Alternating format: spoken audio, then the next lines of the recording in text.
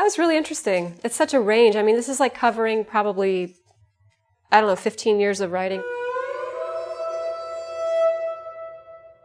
In this life of hysterics, behold, simple lyrics, my mind complicates and entraps. But like knotted necklaces yanked when you're reckless, some golden links fall in my lap. I used to have these necklaces from when I was a child. My neighbor at the time, her name was Mrs. Sterling, and she was a jeweler. She gave us all these little necklaces, and I kept them into adulthood, and they'd always end up in my jewelry box, kind of in this knot. But if you sort of massage the knot, they kind of fall into place. You don't, if you sit there and pick at it and try to undo it like string, it doesn't work. But if you just kind of like stay with it and give it something, it kind of falls open. And lyric writing could be like that for me. For a long time, it was a very manic process, and sometimes it can be like that. There's just ideas coming in, you try to get them down on paper, you hope they make sense later. At some point, the words will drop in and they're just where they're supposed to be, and all the extra, the dross is just gone, and the meat of what you're trying to say is right there. I feel really lucky because in high school I had a teacher that really emphasized that. There's no need to add extra words, just get your point across. She didn't make you write a 1,000-word essay. She'd just say, get your point across. If it takes you 2 sentences, that's a great essay. So thank you, Dr. Diane Miley. And oh, I shiver for all the unknown painters who complete their masterpieces on the underside of rocks. This is from my second album, Macy's Day Bird. And this was written actually about a really specific person at the time who, interestingly enough, I'm going to see for the first time in like 15 years in a couple of days.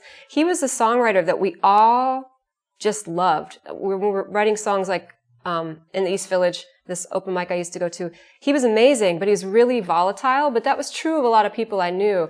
And I just learned that there's so much amazing art being made, but if the personality or the circumstances kind of get in the way, you may never see that painting or hear that song.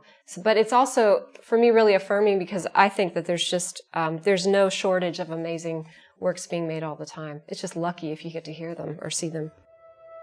'Cause you dragged a wild thing inside and turned your attention to tame it. Now everything you have has died the minute you go to name it. I'm trying to think of what song that is. Oh yeah, Jadifra.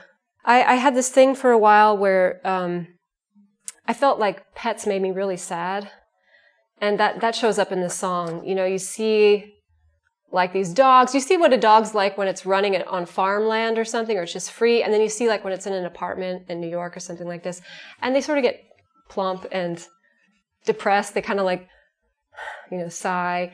The cats just, they don't have any mice to chase. So I was sort of looking at things like cut flowers and pets. And at the time, I was finding some sadness in that. I don't necessarily only find sadness in them these days, but that's what I was thinking about. And I die, discarding my skulls, crushed into powder and spun into bowls, made into mortar for plugging up holes, content to reform and to break again. That song made it onto Boneset a few years ago, but I actually I wrote the words quite a while before that. I have a lot of notebooks that full of things that I didn't finish, and this was one I came across the words, and they were pretty much there for me. Just the way everything recycles, the way energy recycles and keeps moving, and things keep decomposing and breaking open and being pulled into new forms. It's just continuous. And I do recall that my very best friends were the ones who left me empty and ready to be filled again.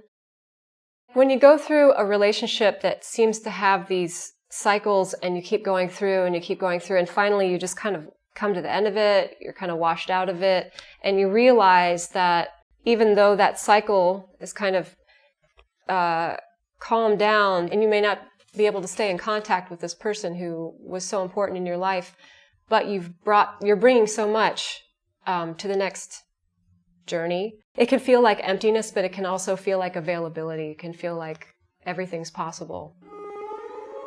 Smoke spirals up from the char, unnoticed from afar, as spiring ash scatters till I can't tell what you are. Again, in a really deep love relationship where you're not even sure what it is that you're learning, but there's something very deep being communicated between yourself and this other person. It's almost like you're on the sacrificial altar of something, and the whole relationship is burning something up in both of you. The body does tattoo itself with old age and abuse, with lines pulled from the inside, drawn from pain and reverie.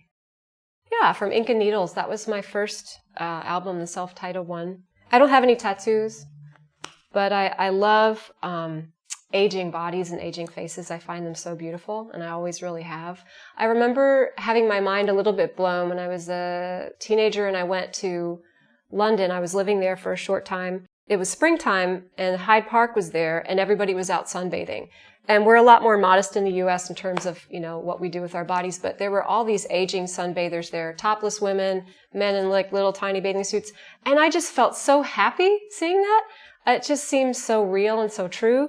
This idea that, these little codes we make on our bodies with tattoos, even if you don't have that, it's going to show up somewhere. This last one. Live your dreams beyond your measure, wading through shores of shame into waves of pleasure. From Draw Me Out, from Boneset. The idea of shame has really been a big one for me for years, but even more so more recently, because I think it's clearing more than it used to. It used to kind of feel so present. It's clearing more, which makes me so aware of the parts of my life where it's still there. And it gets in the way of pretty much everything. Like any little smidge of that can really get in the way of expression and love and really relating with others. And I don't even remember how that came up, but it just felt like everything, this idea of wading into the ocean and just letting all that wash away and just being simple and clean and clear again. Yeah.